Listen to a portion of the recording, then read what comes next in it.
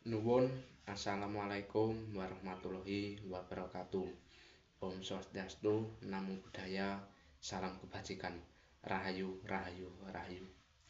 Bapak Kepala Sekolah ingkang satuhu kula kinurmatan, Bapak saha Ibu guru ingkang satuhu kula bekteni, lan adik-adik kelas kula ingkang kula tresnani. Puji syukur tansah katur dumateng Tuhan Yang Maha Esa ingkang sampun paring kanugrahan, rahmat serta hidayah dumateng kita sedaya. Satemah ing wekdal punika saged kempal manunggal kanthi wilujeng nir ing sampikala. Kadang kula kelas 7 ngantos kelas 9 ingkang kula tresnani, sekedhap malih kula sekanca kelas 9 badhe nilaraken pawiyatan SMP Negeri 1 Gandusari punika.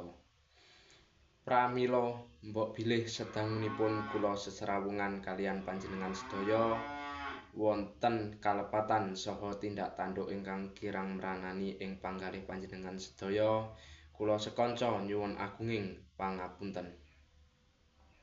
Awrat sejatosipun kula pepisan nilaraken pawiyatan punika, nilaraken adik-adik kelas ingkang sampun kula anggep kados dene sedherek piyambak. Nanging kados pundi malih, jer kula panjenengan sedaya namung titah sawantah boten kuwawi nyelaki pepestening Gusti ingkang Maha Kuwasa. Adik-adik kula nderek paring pepenget dumateng panjenengan sedaya sak medal kula saking pawiyatan punika. Pangajap kula adik-adik sedaya sageta dados siswa-siswi ingkang tansah mbangun miturut dumateng Bapak saha Ibu guru lan dados murid ingkang pinter saha kreatif. Adik-adik ingkang kula tresnani, kula tansah njurung donga lan pamuji mugi-mugi ingkang taksih wonten pawiyatan mriki tansah pikantuk pangayomanipun Allah Subhanahu wa taala. Semanten ugi kula nyuwun donga saha pangestu mugi-mugi kula sekanca saged nglajengaken wonten ing pawiyatan ingkang langkung inggil. Wasana namung semanten atur kula minangka sesulih rencang-rencang kelas 9 sedaya.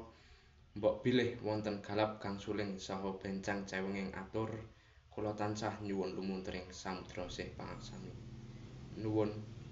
Wassalamualaikum warahmatullahi wabarakatuh. Om Santi Santi Santi Om.